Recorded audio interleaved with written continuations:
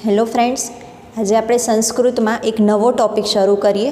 अपनी टेक्स्टबुक ने अंते जुदा जुदा 4 अभ्यास आपेला है। एमानो पहलो अभ्यास 1 न्याय परिचय, एना विषे आज आपणे जानकारी प्राप्त करिए। कदाच आ न्याय परिचय ए शब्द तमारा माटे नवो है, कारण के न्याय ए शुं छे तो गुजराती में आपणे जे कहेवतो कहेवामां आवे छे ए वस्तु जो संस्कृत भाषा में कहेवी होय तो एने न्याय कहेवाय छे। एटले कहेवतोथी जो आप जाणकार हो तो पछी न्यायथी पण जाणकार थई जशो। भाषा चेन्ज छे एटला माटे एनुं टाइटल पण चेन्ज छे, बीजुं कांई नहीं। हवे समझीए के संस्कृत भाषा ने समृद्ध बनावा माटे अने अनेक एक्जाम्पल द्वारा सरळताथी समजी शकाय एटला माटे आ न्यायनी परिकल्पना करवामां आवी छे। जेम गुजराती भाषा में आपणे कहेवतोनो केवी रीते उपयोग करीए छे तो कोईक एक्जाम्पल द्वारा। अने कहेवतो शुं छे तो पहलाना लोको पूर्वेना लोको पोताना अनुभवथी जे ज्ञान आपे छे अने अमुक ज शब्दोमां होय छे, कई मोटा वाक्योमां होतुं नथी। एटले अमुक शब्दोमां ज ज्ञान प्राप्त थई जाय अने ए वस्तु अथवा तो ए मेटर अन्य जग्याए पण लागू पड़ी शके छे। एटले एना जेवी ज्यारे परिस्थिति थाय त्यारे आपणे कहेवतनुं एक्जाम्पल आपीए के आ तो पेली कहेवत जेवुं थयुं एवुं आपणे कहीए छे। तो सेम वस्तु संस्कृत में पण एवुं ज छे, एने न्याय परिचय कहेवाय छे। एटले आ न्याय मुजब आवुं लागू पड़े छे एम कंईक आपणे कही शकीए। जुदा जुदा घणा बधा न्याय छे, एमांथी आपणे आ अभ्यास 1 में टोटल 10 न्याय छे ए जोवाना छे। 10ए 10 आपणे तैयार करवाना छे। न्याय खूब ज इजी है। तमने आवी रीते टाइटल आपेला हशे तो ए न्याय ने समझाववानुं ए रीते प्रश्न पूछवामां आवे छे। 2 मार्कनो होय छे अने फरजियात 1 न्याय तो आवे ज। तो टोटल आपणी टेक्स्टबुक में 10 न्याय छे तो ए 10ए 10 आपणे तैयार करी दईए तो एमांथी आपणने कोई चिंता रहे नहीं। न्याय ने लखीशुं केवी रीते? 2 मार्क में पूछाय छे न्याय परिचय, तो आवी रीते कोई टाइटल आप्युं होय तो ए टाइटल ने संधि छूटी पाड़ीने एना शब्दोनो अर्थ पहला बतावવાનો रहेशे। जेम के अहींया लख्युं छे पंक प्रक्षालन न्याय, तो पंक प्रक्षालन एनी संधि छूटी पाड़ीए तो 2 शब्दों थाय छे, एक पंख बीजू प्रक्षालन अने न्याय। तो पंकनो मतलब थाय छे कादव अने प्रक्षालननो मतलब थाय छे धोवानी क्रिया। तो आम शब्दोना अर्थ तमारे बतावવો પડશે पहली लाइन में। पछी आनी पाछळनो मर्म शुं छे, ए शुं कहेवा मांगे छे ए समजूती आपवी पड़े। त्यारबाद एक्जाम्पल आपीने समजाववानुं थाय। तो न्याय आ रीते लखवामां आवे। पहला शब्दनो अर्थ बतावो, एनी समजूती बतावो, तेनो मर्म बतावो अने त्यारबाद एक्जाम्पल बतावવું પડે છે। એટલે એક પેરેગ્રાફની અંદર તમે 2 માર્કમાં લખી શકો એ મુજબ તમારે લખવાનું રહે છે।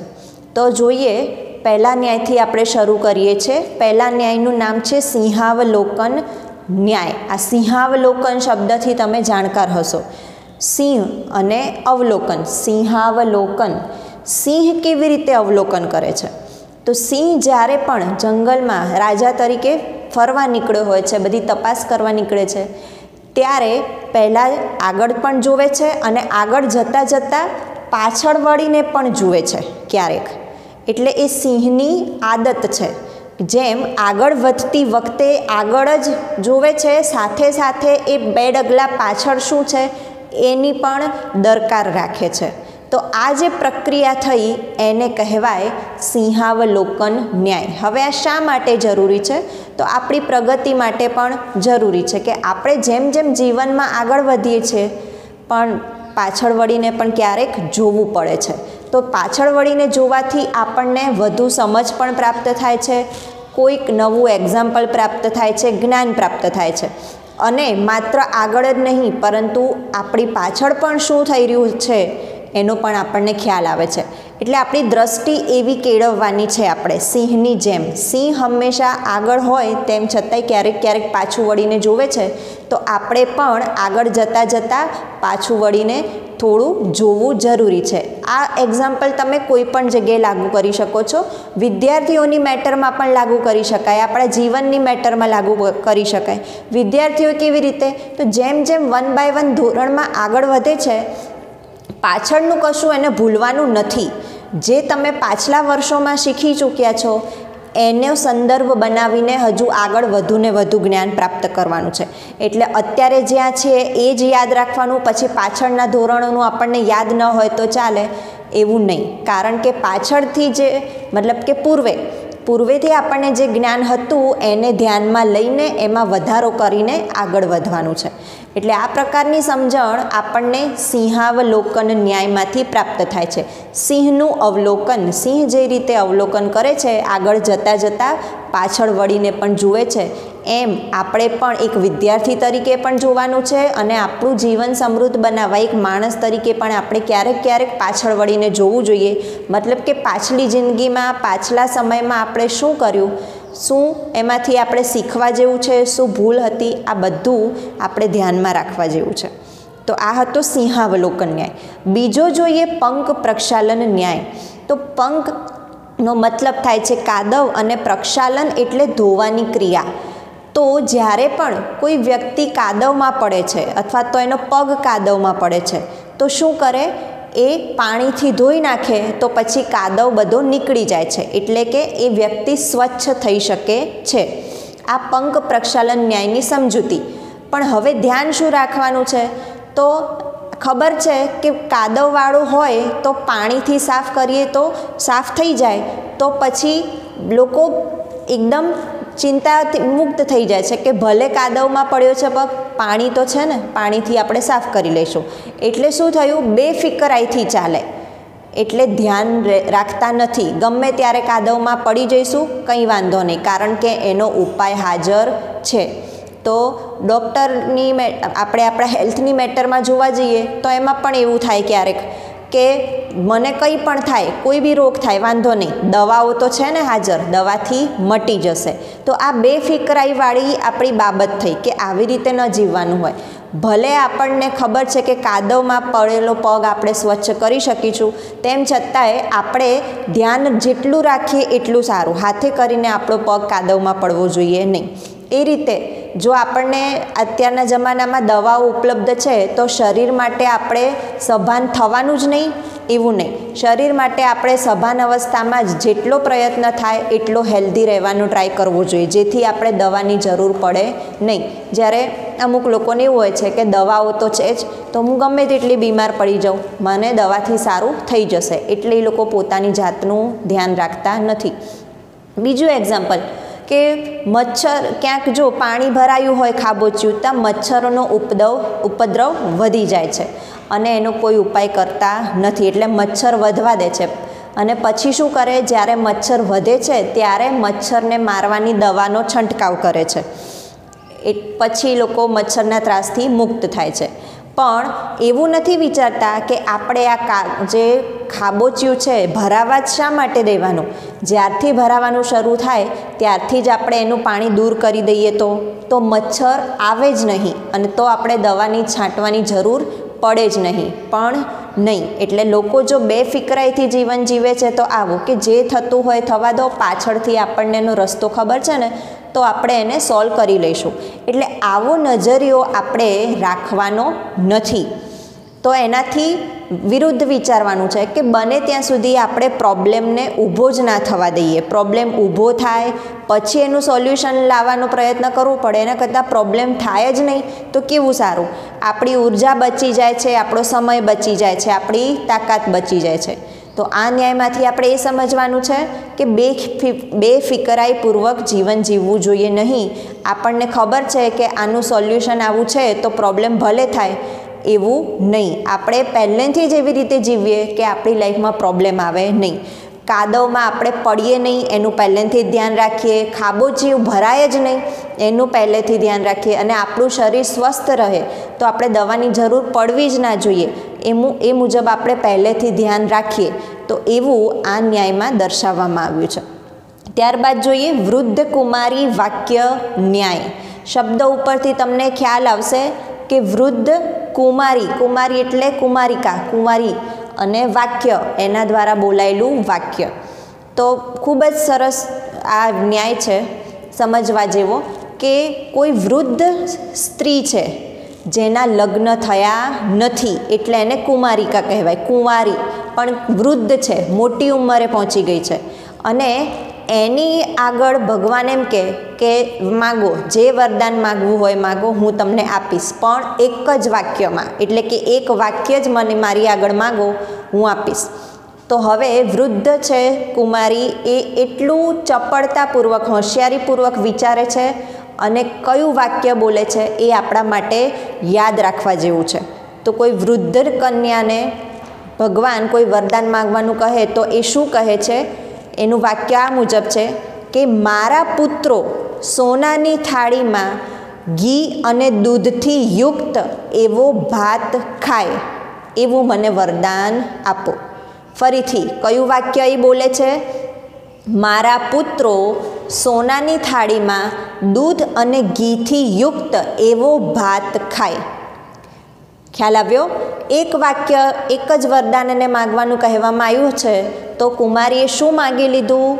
કે મારા પુત્રો, એટલે હાલમાં તો એ કુંવારી છે, વૃદ્ધ છે, તો એને તો કોઈ પુત્ર હોય જ નહીં. તો એણે પોતાના માટે પહેલાં તો લગ્ન માગ્યા કે હું કુમારી છું તો મારા લગ્ન થાય, લગ્ન પછી પણ મારે પુત્રો હોય, અને એ પુત્રો કેવા? સોનાની થાળીમાં જમતા હોય, દૂધ અને ઘીથી યુક્ત એવો ખોરાક ખાતા હોય.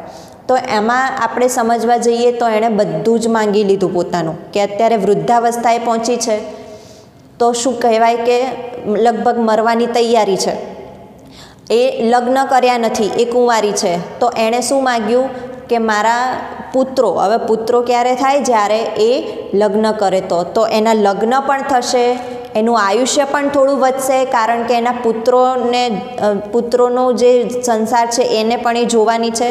અને પુત્રોની અવસ્થા કેવી બતાવી છે? એકદમ સુખી, જેમ કે એ સોનાની થાળીમાં જમતા હોય. તો સોનાની થાળી ક્યારે હશે? જ્યારે અતિશય ધનવાન કુટુંબ હશે ત્યારે. અને ખોરાક પણ કેવો? દૂધ અને ઘીથી યુક્ત એવો ભાત, એટલે પૈસાની કોઈ જ કમી ના હોય એવું ઘર એણે માગ્યું. તો એક વાક્યમાં એણે કેટલું બધું માગી લીધું, પોતાનું સર્વસ્વ માગી લીધું છે.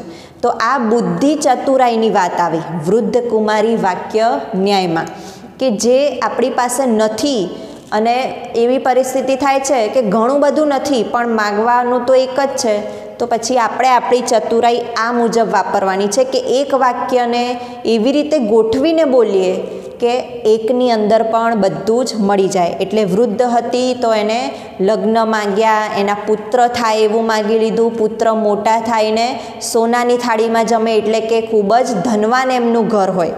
આ બધું જ એમણે માગી લીધું. સાથે સાથે આયુષ્ય પણ માગ્યું કે મારા પુત્રો આવી રીતે જમતા હોય એ મારે જોવું છે.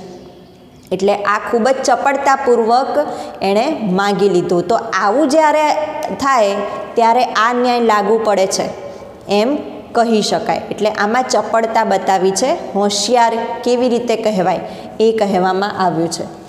હવે જોઈએ નેક્સ્ટ, શુંડા સૂચિ ન્યાય. શુંડા સૂચિ, શુંડા એટલે સૂંડ અને સૂચિ એટલે સોય. દોરો પરોવીને આપણે કપડાં સીવીએ એ સોય એટલે સૂચિ. તો સૂંડ અને સૂચિ એ બંનેની વાત છે. તો હવે સોય કેવી? એકદમ નાની હોય, આપણા હાથમાં ઇઝીલી આવી પણ ના શકે એવી હોય છે, પતલી અને ધારદાર હોય છે. તો આવી સોય જો ક્યાંક ખોવાઈ ગઈ છે તો પછી એને સૂંઢથી શોધવાનો ટ્રાય કરવામાં આવે તો શું થાય? હાથીની સૂંઢ કેટલી મજબૂત હોય, મોટી હોય, તો સૂંઢથી એ સોયને શોધી શકશે? સૂંઢથી એ સોય પકડી શકશે? ના. એટલે કહેવામાં શું આવ્યું છે કે હાથીને આપણે સૌથી બળવાન માનીએ છીએ, કે એ કોઈ પણ કામ બહુ જ ગમે તેટલું હેવી કામ હોય ઇઝીલી કરી શકે છે. તો એ હેવી કામને પણ ઇઝીલી કરી શકે, બહુ જ બધો ભાર હોય તો પણ ઉઠાવી શકે છે સરળતાથી. તો એની કમ્પેરિઝનમાં સોય તો એકદમ નાની વસ્તુ છે, જેનો કોઈ ભાર નથી, જેનું કદ નથી. તો પછી હાથી માટે ઇઝી થઈ જવું જોઈએ ને, કે સાવ હલકું છે અને નાનું છે. તો પછી તેમ છતાં પણ હાથી પોતાની સૂંઢથી સોયને ઊંચકી શકતો નથી. ખ્યાલ આવે છે તમને? કારણ કે સોય ભલે નાની છે પણ એ ઇઝીલી કોઈના હાથમાં પકડમાં આવતી નથી જો પડી ગઈ હોય તો. તો આપણે જ મુશ્કેલીથી એને નીચેથી ઊંચે ઉઠાવીએ છીએ તો હાથીની સૂંઢમાં તો કેવી રીતે આવશે?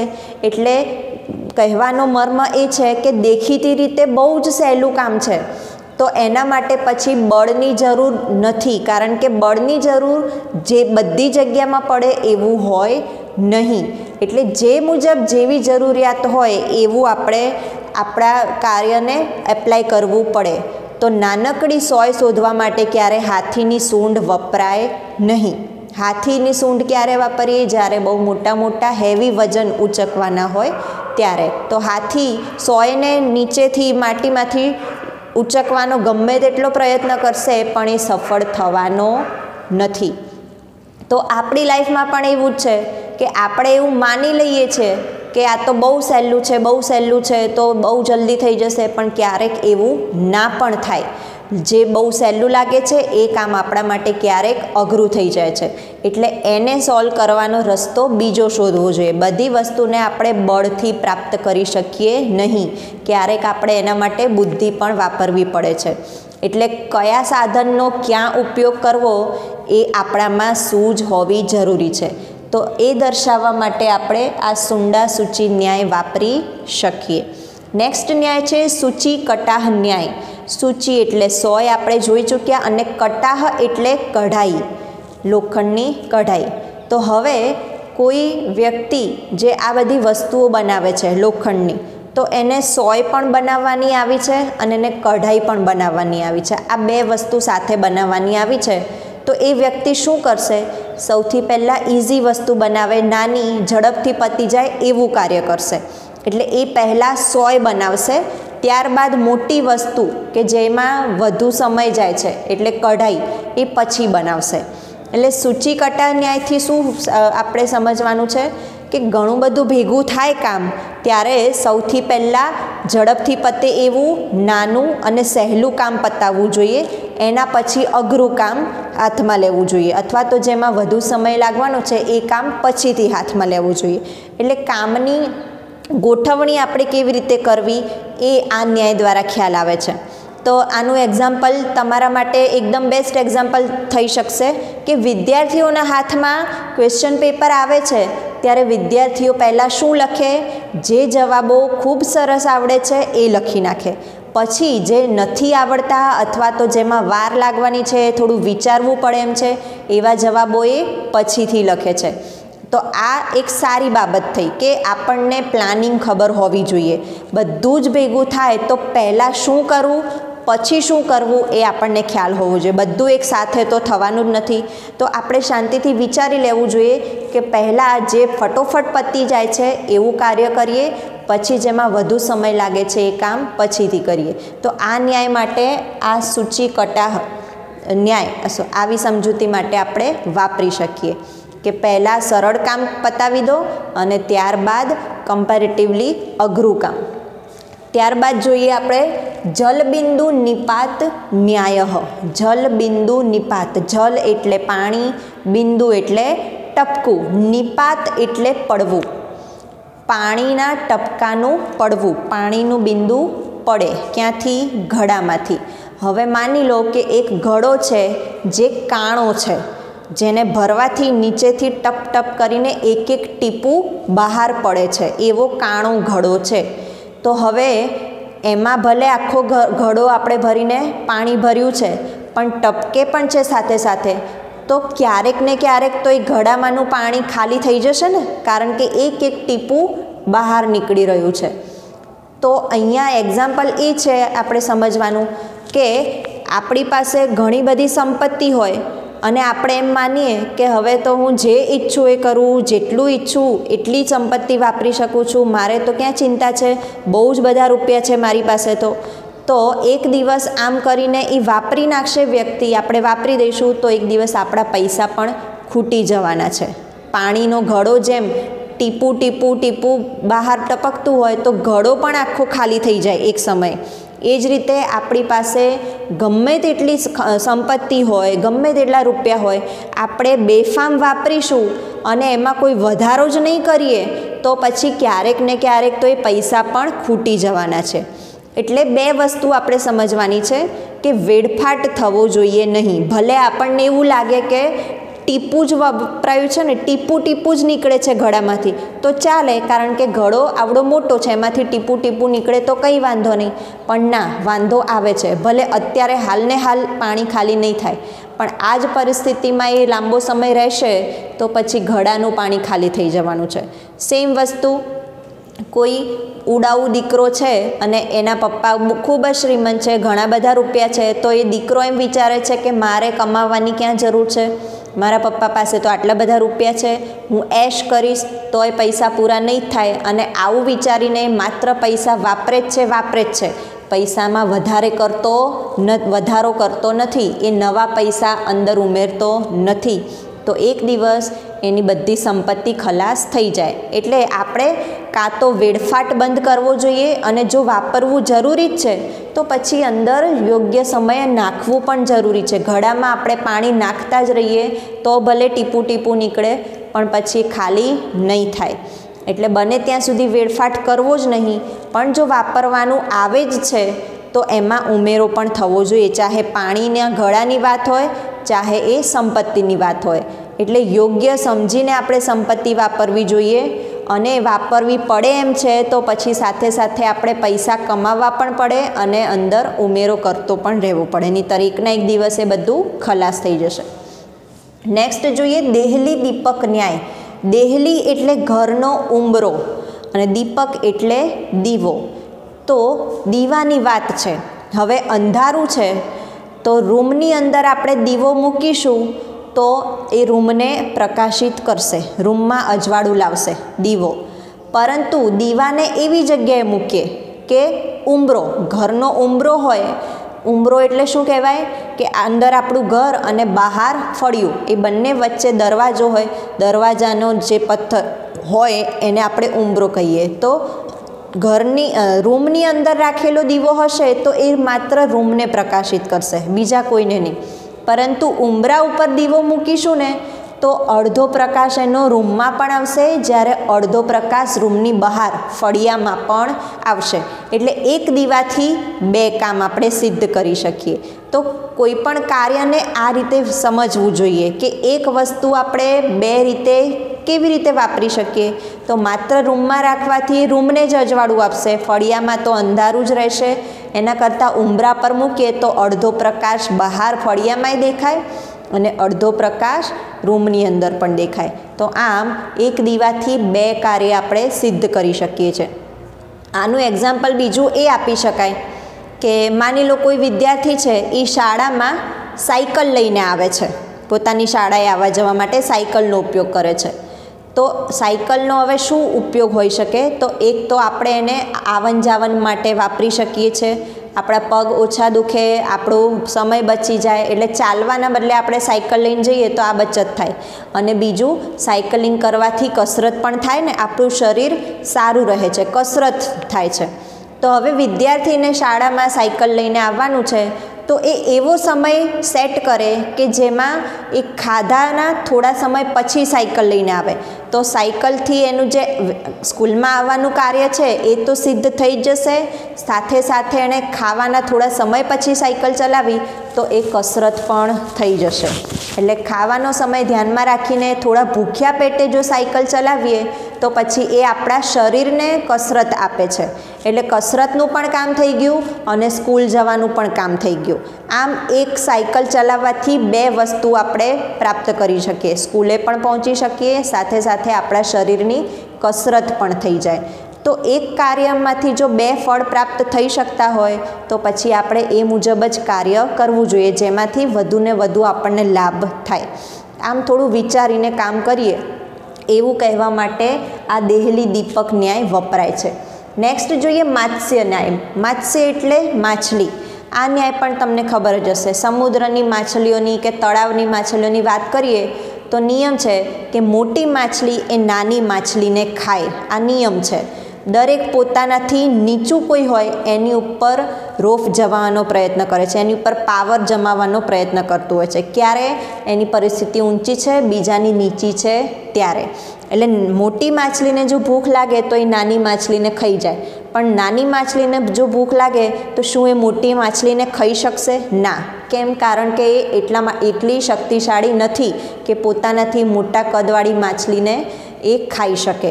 એટલે હંમેશા નાની માછલીઓને બિચારીને મોટી માછલીઓથી ડરવું પડે છે, એનાથી બચીને ચાલવું પડે છે.